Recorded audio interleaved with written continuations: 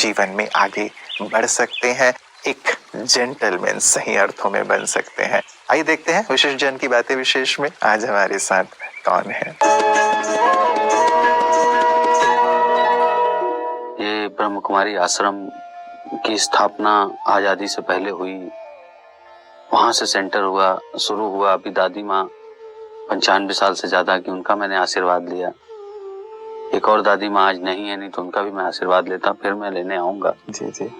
वहां शुरुआत हुई। जो इसके पीछे थॉट्स है, जिसके पीछे मनसा है, अपने लिए कुछ नहीं, समाज के लिए, देश के लिए, दुनिया के लिए, कैसे दुनिया देश प्रॉब्लम से आगे बढ़े, ऐसी सोच के साथ आप लोग काम कर रहे हैं। लेकिन सच्चे मायने में जो भारत विश्व गुरु कहलाता है वो आध्यात्म की वजह से।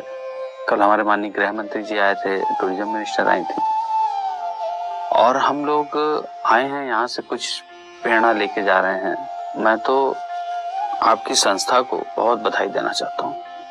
सबके मन में है कि हम ऐसे पॉजिटिव थॉट्स, ऐसे मेडिटेशन करें कि आने वाली पीढ़ी, आने वाली जनरेशन, भविष्य, आज का जो आपका टॉपिक था एनवायरनमेंट को लेकर के, उन्नत खेती को लेकर के, हम अच्छा खाएंगे, अच्छा वैसे ही हमारा मन होगा, जैसे खान पान होता है वैसे मन होता है, तो मन अच्छा हो, बुद्धि अच्छा हो, देश का विकास हो, देश उन्नति करे, इसके लिए आप काम कर रहे हैं। हम आपको बताएं कि अभी मुझे बताया दीदी ने, सच्चाई है ये, चाहे हम लोग ज्योति की बात करते हैं या मस्तिष्क पर, ये ब्रह्म कुमारी हमारी बहनें हैं, पढ़े लिखे ग्रेजुएट, अपने परिवार में संपन्न लोग आकर के सेवाएं दे रहे हैं, और कोई उनको कोई सैलरी मिल रही, कोई लालच है, ऐसा नहीं है।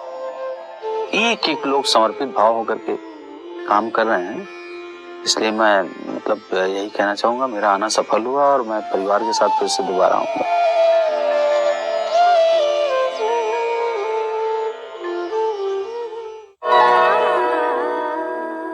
मित्रों, एक बार विवेकानंद जी किसी धार्मिक सम्मेलन में भाग लेने के लिए गए हुए थे, तो कुछ उनके जो विरोधी थे, अलग धर्म को मानने वाले, उन्होंने गीता धर्मशास्त्र को सबसे नीचे रख दिया और बाकी के अन्य धर्म ग्रंथों को ऊपर रख दिया, नीचा दिखाने के लिए कि आपका धर्म देखो कहाँ है।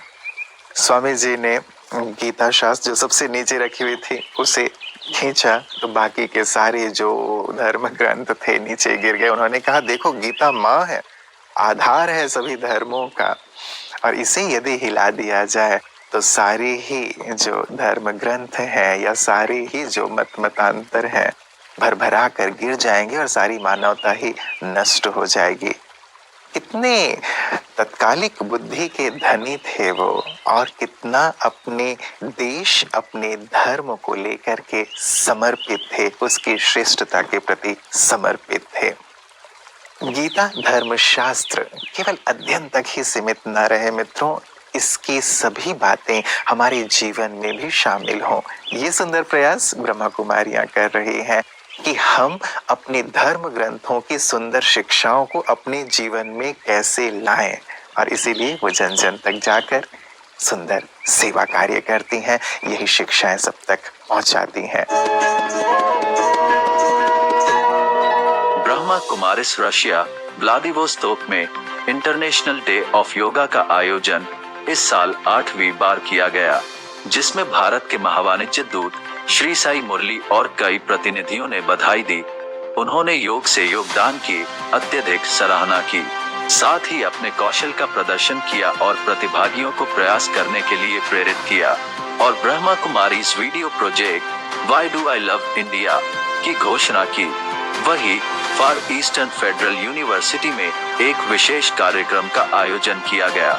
साथ ही भारत के महावाणिज्य दूत की उपस्थिति में भारत की स्वतंत्रता की 75वीं वर्षगांठ मनाया गया, और इसका आयोजन फार ईस्टर्न फेडरल यूनिवर्सिटी में पढ़ने वाले भारतीय छात्रों द्वारा किया गया। वही व्लादिवोस्तोक यूथ रिसोर्स सेंटर में 24 जून को नशीली दवाओं की लत और अवैध नशीली दवाओं की तस्करी के खिलाफ कार्यक्रम का आयोजन भी किया। वही 26 जून की सुबह एक चैरिटी प्रोजेक्ट योगा मॉर्निंग के साथ शुरू की गई, जहां सभी को योगा मॉर्निंग क्लासेस के साथ लाइव म्यूजिक भी कराया गया। साथ ही व्लादिवोस्तोक में पहली बार बड़ी संख्या में युवा दिवस मनाया, जिसमें उन्हें जीवन में सफलता प्राप्त करने की, अपने लक्ष्य तक पहुंचने और अपने सपनों को पूरा करने में मदद मिलने के लिए कई सुझाव दिए गए।